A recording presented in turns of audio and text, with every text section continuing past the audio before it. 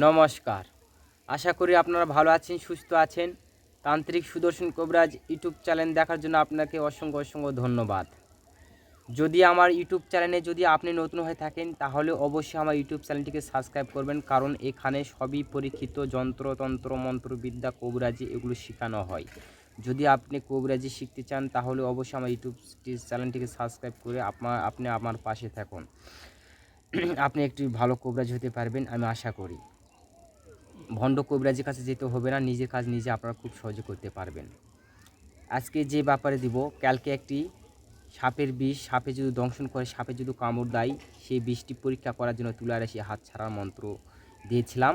এবং এক দাদা আমাকে কমেন্ট করে বলেছে, গুরুজি আমাকে এই বিষ তুলা রাশি হাত তোলার পর যে হাতটা থামাতে হবে তার একটা ক্রিয়া দেন।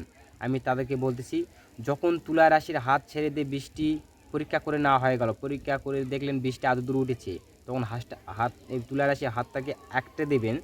হাত যখন আটকাবেন তখন একটা কথা আছে, আমি মন্ত্র এরকমভাবে বলে দিতে পারবো না, এই কারণে গুরুর কাছে আসতে হয়। গুরুর কাছে সব কিছু বসে থাকে, এগুলো সব কিছু নিয়মকানুন বুঝে নিতে হয়।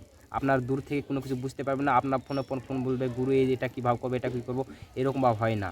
আপনার যে বিষয় নিয়ে জানার আছে তা আপনাকে গুরুর কাছে আসতে হবে, এবং গুরু নিজে হাতে কলমে আপনাকে দেখিয়ে বুঝে দিবে এরকমভাবে করতে হবে। কারণ দূর থেকে আমি বুঝে দিচ্ছি কীভাবে করবে না করবে, আপনার ফলপ্রদ হবে না, পরে আমাকে বলবেন, দোষারোপ করবেন যে তন্ত্রমন্ত্র কোনো কাজ করে না বা কোনো কাজ খাটতেছে না।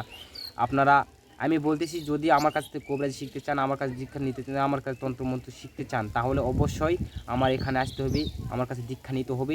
এবং আমি যেগুলো যেরকমভাবে যে কাজের প্রসেসগুলো দেখে সেরকমভাবে যদি আপনারা করতে পারেন, তাহলে আমি 100% গ্যারান্টি দিচ্ছি অবশ্যই আপনি যে কোনো কাজে জয়লাভ করবেন।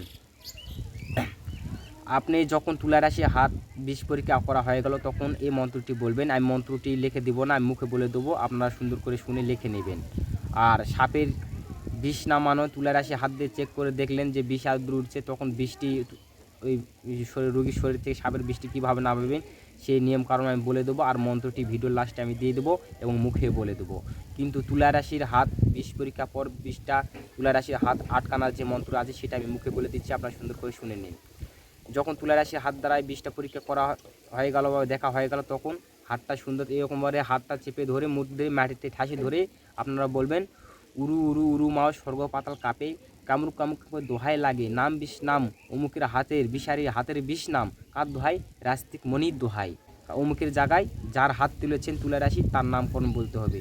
বলে 3টি হাতে থাবা মারবেন, একটু লোকগুলো এরকম টেনে দিবেন, দেখবেন ওর হাত সঙ্গে সঙ্গে থেমে যাবে সঙ্গে সঙ্গে।